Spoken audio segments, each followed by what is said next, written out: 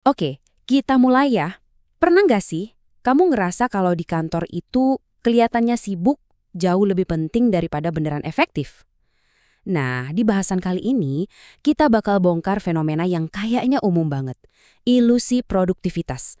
Atau ya sebut aja budaya kerja yang isinya cuma pura-pura sibuk. Coba bayangin deh skenario ini. Kamu lihat to-do list kamu hari ini dan wush, semuanya udah beres. Lega banget kan rasanya? Semua kerjaan yang harusnya kamu kerjain udah kelar. Tapi anehnya bukannya santai atau lapor ke atasan, kamu malah mulai pura-pura sibuk. Loh, kok gitu? Nah, ini dia nih, inti dari perilaku yang mau kita bedah bareng-bareng.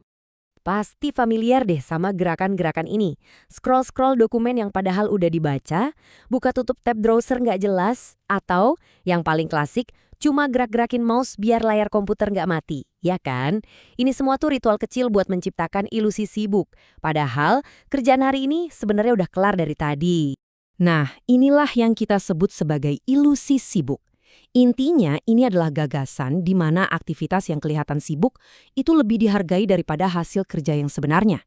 Yuk, kita gali lebih dalam lagi. Faktanya, di banyak banget kantor, kelihatan sibuk itu seringkali terasa lebih aman daripada jadi efektif. Kenapa coba?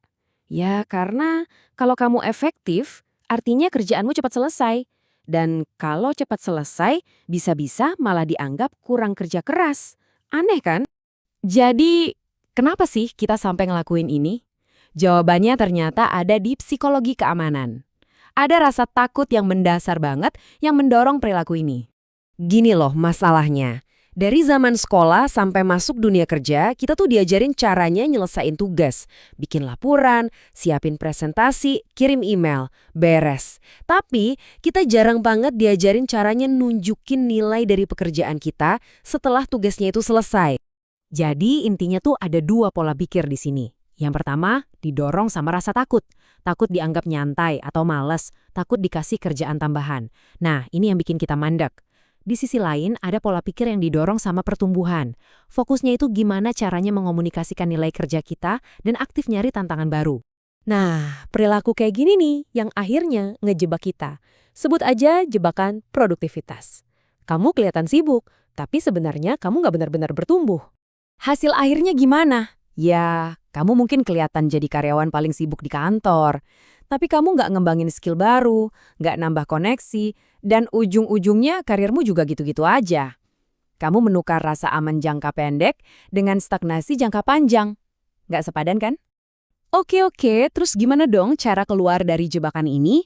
Nah, sekarang kita masuk ke bagian solusinya. Kita akan lihat gimana caranya membangun pendekatan baru dari yang tadinya cuma fokus nyelesain tugas, jadi fokus nunjukin nilai. Ada 3 langkah praktis yang bisa kamu coba. 1. Laporkan dampak kerjaanmu. 2. Manfaatin waktu luang buat ningkatin diri. Dan 3. Tanya apa prioritas selanjutnya. Yuk kita bedah satu-satu. Langkah pertama ini kuncinya di komunikasi. Jadi, pas kerjaanmu beres, jangan cuma diem atau bilang, udah selesai pak. Coba deh jelasin juga hasilnya. Apa dampak positif dari kerjaan yang baru aja kamu selesaikan? Ini bakal ngubah narasi dari sekedar, saya udah nyelesain tugas, jadi saya berhasil ngasih nilai tambah. Terus, kalau kamu punya waktu luang, jangan malah disembunyiin. Justru pakai waktu itu buat jadi lebih baik.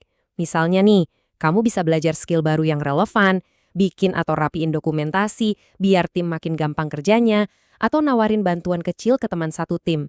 Ini nunjukin kalau kamu itu inisiatif. Dan langkah ketiga, ini yang paling proaktif.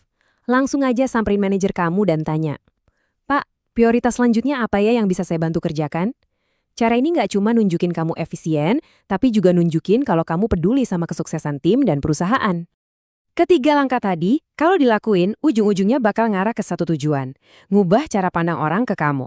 Dari yang tadinya cuma dilihat sebagai pekerja yang sibuk, jadi seorang profesional yang bisa diandalin. Dan saya mau kita sama-sama renungin ide penutup yang keren ini. Seorang profesional sejati itu bukan orang yang kelihatannya paling capek atau paling sibuk. Bukan. Profesional sejati itu adalah orang yang paling bisa dipercaya buat ngasih hasil yang berkualitas dan punya dampak. Kepercayaan itulah mata uang yang sebenarnya. Jadi sebagai penutup saya mau ninggalin satu pertanyaan buat kamu renungkan. Setelah dengerin semua ini, kamu ada di tim mana? Tim pura-pura sibuk atau tim selesai dan lapor. Pilihannya ada di tangan kamu.